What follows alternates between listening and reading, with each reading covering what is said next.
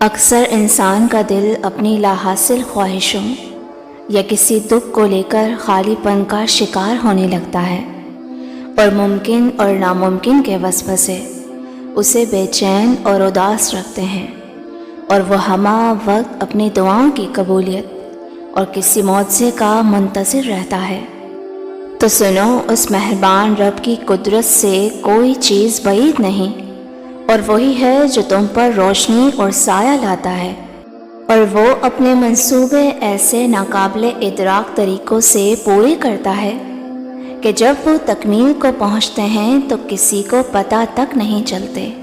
میرے رب کا قرآن تو خود کہتا ہے کہ اللہ غیر محسوس طریقوں سے اپنے ارادے پورے کرنے والا ہے، جس کا تم گمان بھی نہ رکھتے ہو، اور اس کی تدبیریں ایسی ہوتی ہیں کہ لوگ آغاز میں ان کے انجام کا تصور بھی نہیں کر سکتے، اور بے شک ہر بات کی گھڑی تمہارے لیے پہلے سے بہتر ہے۔ اور اگر آج کسی چیز کا نہ ملنا یا تمہاری زندگی میں آیا کوئی برا تجربہ تمہیں اداس اور بے چین کر رہا ہے، اور بظاہر تمہیں کامیابی کے کوئی امکان نظر نہیں آ رہے، تو یاد رکھنا وہ انسان کبھی ہار نہیں سکتا جس نے اللہ کی خاطر ہار تسلیم کی ہو،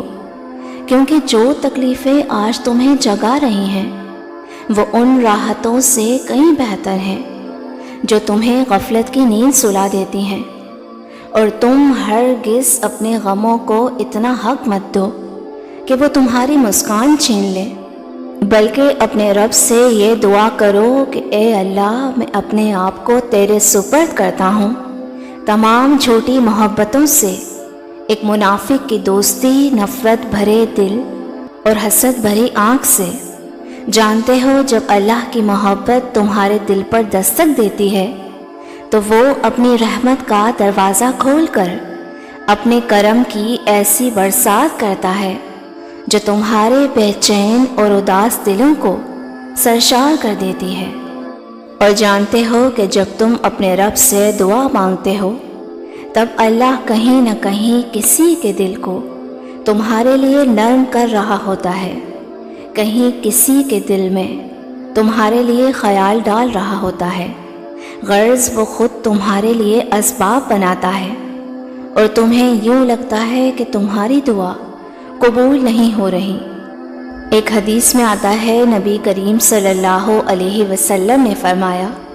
کہ زمین پر جو مسلمان اللہ تعالیٰ سے ایسی دعا کرتا ہے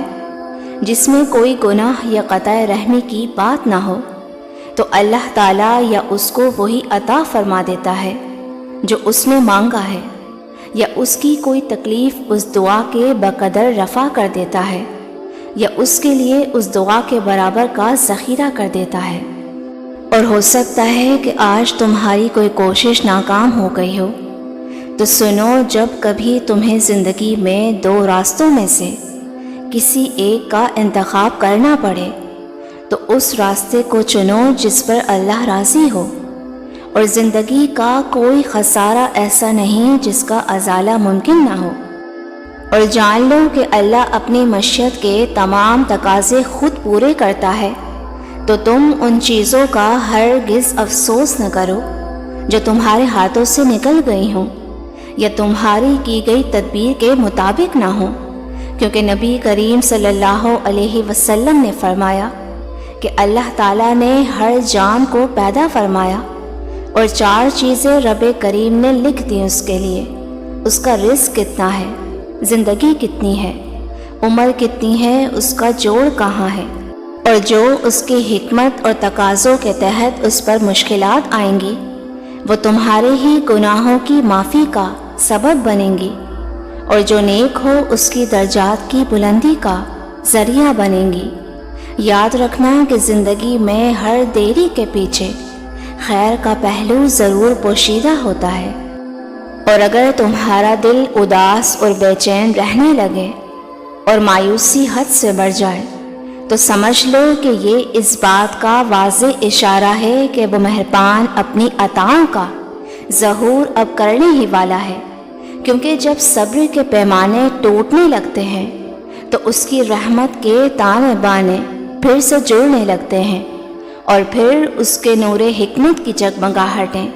تمہیں ایسے گھیر لیتی ہیں کہ تمہارے دل کا ہر زخم